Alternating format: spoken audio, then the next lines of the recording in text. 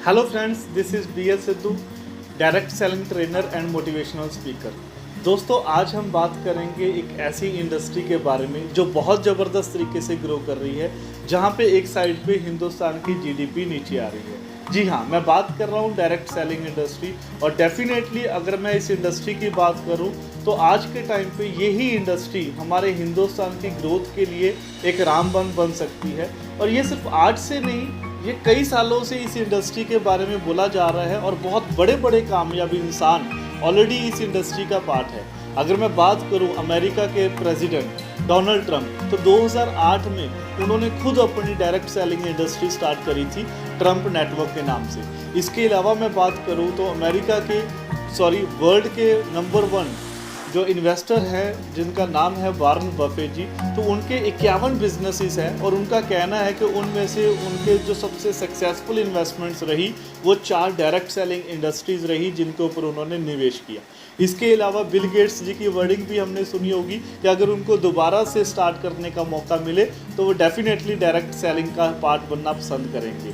और यहीं पे इसी के साथ साथ अगर मैं हिंदुस्तान की बात करूं तो हिंदुस्तान में इस चीज़ के ऊपर 2008 में गाइडलाइंस बाकायदा बन चुकी है और डायरेक्ट सेलिंग के ऊपर आज हिंदुस्तान की जो गवर्नमेंट है वो भी इसमें इनरोल होना शुरू हो चुकी है।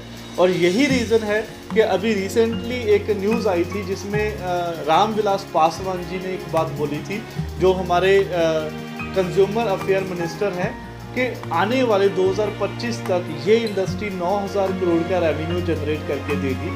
और यही रीज़न है कि केपीएमजी और फिक्की की रिपोर्ट भी यही बोलती है कि 64,500 करोड़ की इंडस्ट्री बनने वाली है आने वाले 5 सालों के अंदर डायरेक्ट सेलिंग। तो दोस्तों, इतना बड़ा फ्यूचर है इसका।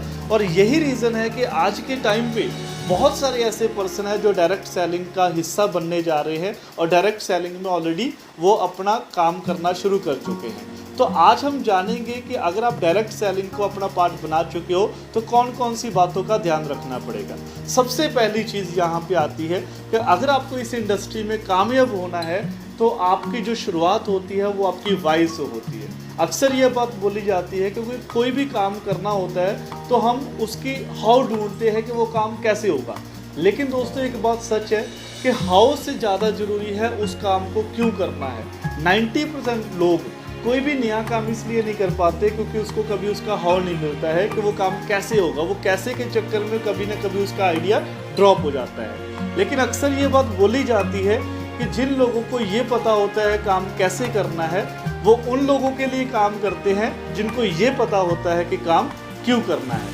सो आज अगर आपको अपना क्यों पता है कि मेरे को ये डायरेक्ट सेलिंग का पार्ट क्यों बनना है, क्यों मेरे को यहाँ पे कामयाब होना है और क्या चीज़ें आपको ये इंडस्ट्री दे सकती है, तो आप बहुत जल्दी इस इंडस्ट्री में कामयाब हो जाओगे दोस्तों।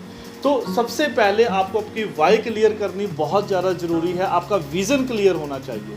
अक्सर हम लोगों ने देखा है सर्दियों के टाइम पे अगर आपके सामने एक बहुत फॉगी जो मौसम होता है, जब हर जगह पे हमें कोई कुछ भी दिखाई नहीं देता, हमारा जो विज़न है उस टाइम पे सामने का वो क्लियर नहीं होता, तो हम उस टाइम पे क्या ढूंढते हैं, सहारा ढूंढते हैं एक बड़ी गाड़ी का। आप अगर गाड़ी चला रहे हो, आप कार पे जा रहे हो, तो आप देखोगे कि बस वाला आपके सामने आपके पीछे से आपके आगे आ जाए ताकि आप उसके पीछे पीछे चलना शुरू कर दो।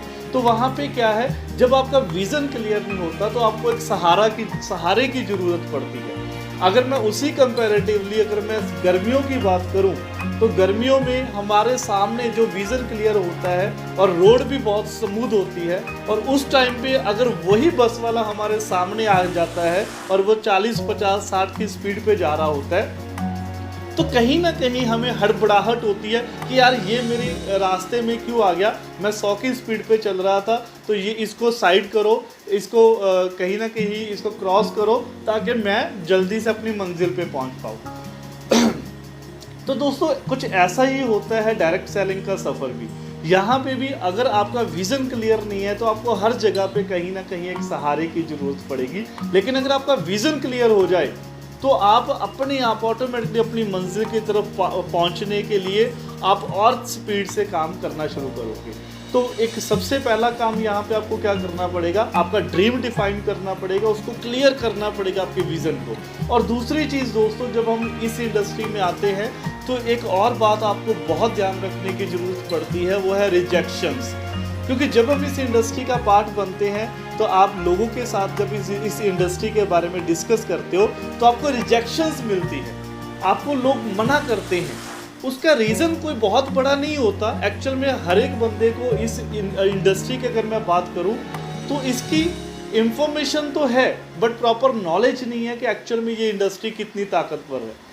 आप सोच कर देखिए, जिस इंडस्ट्री की जो टर्नओवर है जो आज 10,000 करोड़ की है और आने वाले 5 साल के अंदर 64,500 करोड़ की होने जा रही है, तो एक इतनी बड़ी पोटेंशियल जिस इंडस्ट्री की है, तो इस इंडस्ट्री की ताकत, इसकी पावर हम इसका अनुमान लगा सकते हैं। लेकिन जिसको इसकी इंफॉर्मेशन है, नॉलेज नहीं है, वो हमेशा आपको हो सकता है इसके बारे में कुछ गलत गाइड करेंगे, वो आपको इसके बारे में कुछ गलत से बताएंगे। उसके रीज़न क्या था? क्योंकि उन्होंने कभी सीखा नहीं था और शायद कभी ना कभी वो फेल हुए थे।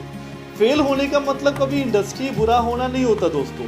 आप एक बार समझिए, मेरे को याद है मैं एक बार एक पर्सन के साथ इस इंडस्ट्री के बारे में बात कर रहा था and he was very successful businessman. वो बहुत अच्छे लेवल के बिजनेसमैन थे और जब उन्होंने मेरे से पूछा क्या करते हो, तो मैंने उनको बताया कि मैं डायरेक्ट सेलिंग का पार्ट हूँ। तो उनका कहीं ना कहीं जो वहाँ पे मैं देख पा रहा था, उनके जो इम्प्रेशन थे, एक्सप्रेशंस थे जो उनके, तो वो कुछ इस तरीके से थे कि यार अच्छा डायरेक्ट सेलिंग।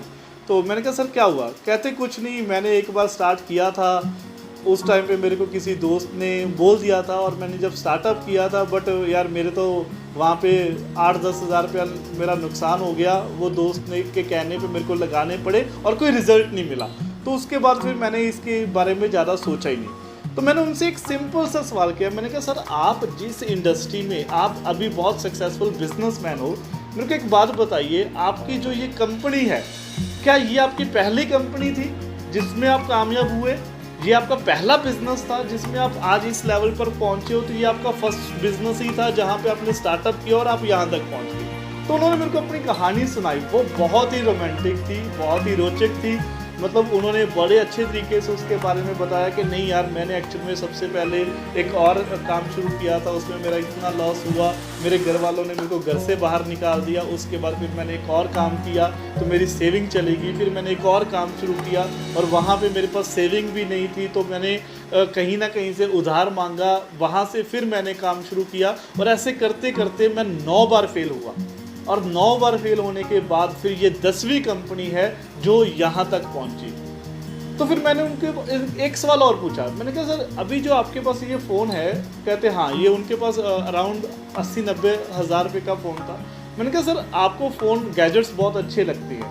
कहते हाँ बिल्कुल मेरे को बहुत अच्छे लगते हैं। मैंने कहा सर इससे पहले कभी आपका कोई फ़ोन गुम हुआ है? कहते बड़ी बार मेरे फ़ोन गुम हुए हैं, बहुत बार, मतलब काफ़ी दफ़ा गुम हुए हैं, मेरे को तो याद भी नहीं है।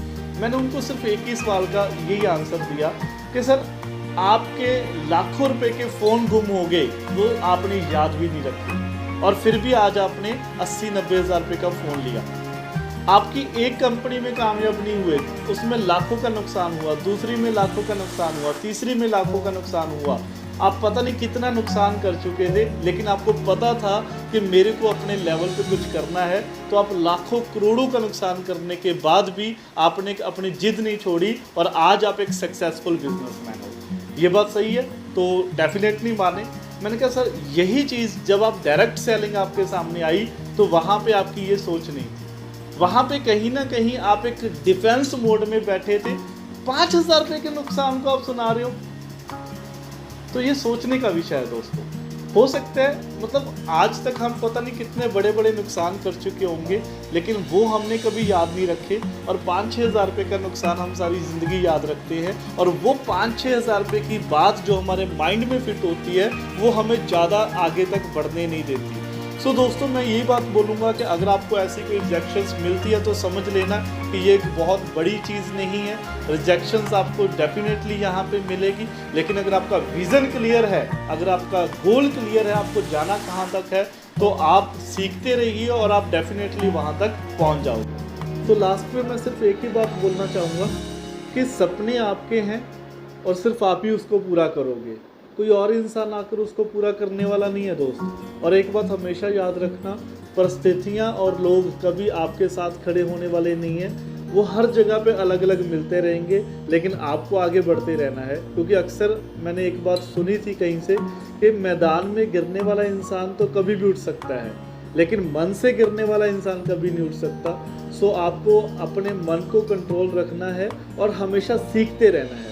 तो इसी तरीके से हम कल को एक नई वीडियो लेकर आएंगे और उसमें सीखेंगे कि हमारा पोस्चर कैसा होना चाहिए लोगों से बात करते समय, और कैसे लोगों की लिस्ट हमने बनानी है, कैसे हमने उनको अप्रोच करना है।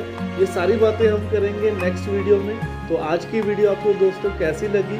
अगर अच्छी लगी तो आप इसको शेयर करना ना भूलें और इस चैनल को सब्सक्राइब कीजिए। आपको नई नई वीडियोस यहाँ पे इस इंडस्ट्री के बारे में मिलती रहेंगी और नया नया आपको कुछ सीखने को मिलता रहेगा, और आपके अच्छे कमेंट्स हमें मोटिवेट करते रहेंगे आगे इसी तरीके की वीडियोस को बनाने में। In these words, thank you so much.